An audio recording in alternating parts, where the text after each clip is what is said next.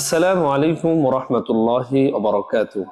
আলহামদুলিল্লাহ ওয়াসসালাতু ওয়াসসালামু আলা রাসূলিল্লাহ ওয়া বা'দ। প্রিয় দর্শক শ্রোতা ভাই বোন, আজকের ভিডিওতে আমরা জানব মানুষ কি কি কারণে আত্মহত্যা করে, আর আত্মহত্যা করলে তার শাস্তি কি, এবং আত্মহত্যা থেকে আমাদের বাঁচার উপায় কি।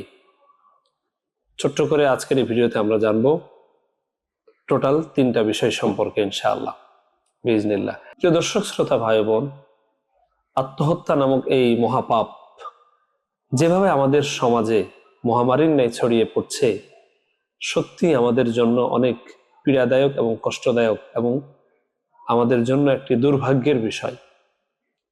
প্রিয় দর্শক শ্রোতা ভাই বোন, আমরা যদি এই বিষয়গুলো নিয়ে একটু গবেষণা করি, কি কি কারণে মানুষ আত্মহত্যা করছে বর্তমান সময়ে, তো আমরা উল্লেখযোগ্য কয়েকটা বিষয় দেখতে পাই। তার মধ্যে 1 নম্বর হচ্ছে হতাশার কারণে, নিজের জীবন নিয়ে হতাশা, এবং এই হতাশার কারণে একটা সময় বিশেষ করে যুবক শ্রেণীর যারা যুবক যুবতীরা এভাবে আত্মহত্যা করছে। 2 নম্বর জিদের কারণে, হয়তো কোনো একটা কাজ করতে চেয়েছে, সেটা সে করতে পারলো না, জিদ করে আত্মহত্যা করছে। 3 নম্বরে অপমানের কারণে, অপমান, লাঞ্ছিত হয়েছে, কিভাবে মানুষকে মুখ দেখাবে, এই লজ্জায় অনেক সময় অনেক ভাই বোন আত্মহত্যা করছে। 4 নম্বর নিজেকে অনেক সময় অন্যদের কাছে বোঝা মনে হয়, যে আমি সবার কাছে বোঝা হয়ে গিয়েছি, আমি আর এই জীবনকে আর রাখবো না। এই মোটামুটি উল্লেখযোগ্য 4টি কারণ আমরা দেখতে পাই, আরো অনেক বিভিন্ন কারণ থাকতে পারে। তো এই সমস্ত কারণেই দেখা যাচ্ছে এখন আমাদের বিভিন্ন ভাই বোন, বিভিন্ন যুবক যুবতীরা এই আত্মহত্যার পথকে বেছে নিচ্ছে, যেটি অত্যন্ত একটি ঘৃণিত এবং মারাত্মক বড় গুনাহের কাজ। প্রিয় দর্শক শ্রোতা ভাই বোন, আল্লাহ পাক রব্বুল আলামিন পবিত্র কুরআনুল কারীমের মধ্যে বলেন, ওয়ালা তাকতুলু আনফুসাকুম ইন্নাল্লাহা কানা বিকুম রহিমা। আল্লাহ তাআলা পবিত্র কুরআনুল কারীমের মধ্যে বলেন, তোমরা নিজেদেরকে হত্যা করো না, নিশ্চয় আল্লাহ তাআলা তোমাদের প্রতি দয়ালু মেহেরবান। রাসূল আরবী সাল্লাল্লাহু আলাইহি ওয়াসাল্লাম বলেন, মান কাতালা নাফসাহু বিশাইইন ফিদ দুনিয়া, যে ব্যক্তি দুনিয়াতে নিজেকে কোনো বস্তুর মাধ্যমে হত্যা করলো, আযাবাহুল্লাহু বিহি ফি নারি জাহান্নাম, রাসূল বলেন আল্লাহ তাআলা ওই বস্তু দিয়েই তাকে জাহান্নামে শাস্তি দিবেন। প্রিয় দর্শক শ্রোতা ভাই বোন, আত্মহত্যা মহাপাপ, কবিরা গুনাহ। পৃথিবীতে আমরা হতাশা থেকে অথবা বিভিন্ন যে সকল কারণ উল্লেখ করা হলো, এসব কারণে হয়তো আত্মহত্যা করি এজন্য যে আমি এগুলো থেকে মুক্তি পেয়ে গেলাম। মূলত আমাদের এরকমই ইচ্ছা থাকে যে আমি আর এই দুনিয়াতে থাকবো না, আমি সবাইকে মুক্ত করে দিতে চাই, বা আমি নিজে মুক্ত থাকতে চাই।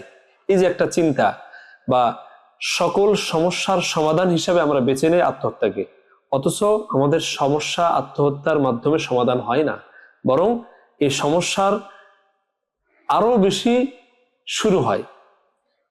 আমরা যে সমস্যাকে সমাধান করতে চাই আত্মহত্যার মাধ্যমে, এই সমস্যা আত্মহত্যার মাধ্যমে সমাধান হয় না, বরং আরো সমস্যা বেড়ে যায়। আপনি আত্মহত্যা করলেন, আত্মহত্যা করার মাধ্যমে আপনি আপনার পরকালকে নষ্ট করলেন। একটিবার ভাবুন, আপনার এই জিন্দেগি, দুনিয়ার জিন্দেগি, আপনি ভালো থাকুন অথবা খারাপ থাকুন, যেভাবেই থাকুন, দুনিয়ার জীবন খুবই ক্ষণস্থায়ী। এই জীবন একদিন পার হয়ে যাবে, যেভাবেই হোক শেষ হয়ে যাবে। কিন্তু আখিরাত এমন একটি জিন্দেগি যার শুরু আছে, শেষ নেই। সেই জিন্দেগিকে আপনি নষ্ট করলেন। প্রিয় দর্শক শ্রোতা ভাই বোন, একটিবার ভাবুন, আপনার কাছে কি জীবনের কোনো মূল্য নেই? যদি এমন হয়, তাহলে একবার হাসপাতালে গিয়ে ঘুরে আসুন। যে ব্যক্তি অ্যাক্সিডেন্ট হয়ে হাসপাতালের বিছানায় শুয়ে আছে, সে তার জীবনকে কি পরিমাণ ভালোবাসে, মোহাব্বত করে, একটিবার আপনি তার কাছ থেকে দেখে আসুন, ঘুরে আসুন। তার হাহাকারের শব্দে নিজেকে একবার বিলিয়ে দিন, এবং একবার অনুভব করার চিন্তা করুন যে আসলে জীবনের মূল্য কত। আমরা সামান্য ঠুনকো কারণে আমাদের জীবনকে আমরা শেষ করে দেই। এই জীবন আমাদের না, এই জীবন আল্লাহ আমাদেরকে দিয়েছেন, এবং আল্লাহ তাআলা এই জীবনকে ক্রয় করে নিয়েছেন আল্লাহ তাআলা পবিত্র কোরআনুল কারীমের মধ্যে বলেছেন, ইন্নাল্লাহা আশতারা মিনাল মুমিনিনা আনফুসাহুম ওয়া আমওয়ালাহুম বিআন্না লাহুমুল জান্নাহ। নিশ্চয় আল্লাহ তাআলা জান্নাতের বিনিময়ে মুমিনের জান, জীবন এবং ধন সম্পদ সবকিছুকে আল্লাহ তাআলা ক্রয় করে নিয়েছেন। ফলে এই জিন্দেগি, এই জীবন আমাদের না, এটা আল্লাহর। এ কারণে আমরা আমাদের জীবনকে হত্যা করতে পারি না এবং আমরা আমাদের দেহ কোথাও দান করতে পারি না, এই ক্ষমতা আমাদের নেই, আল্লাহ আমাদেরকে দেয় নাই। প্রিয় ভাই বোন, একটিবার ভাবুন, হাদিসের মধ্যে রাসূল বললেন যে মাধ্যম গ্রহণ করে মানুষ আত্মহত্যা করে, এই মাধ্যম দিয়ে আল্লাহ তাআলা জাহান্নামে তাকে শাস্তি দিবেন। কোনো ব্যক্তি যদি বিষ পান করে আত্মহত্যা করে, আল্লাহ তাআলা জাহান্নামে তাকে এই বিষ পানের শাস্তি দিবেন। সেই বিষ পান করবে, সে কষ্টে কষ্টে কষ্টে কষ্ট ভোগ করতে করতে তার মৃত্যুবরণ হবে সেখানে। আবার আল্লাহ তাকে জীবিত করবেন, আবার সে বিষ পান করবে, আবার সে কষ্টে ধুকে ধুকে মৃত্যুবরণ করবে। এভাবে আল্লাহ তাকে শাস্তি দিবেন।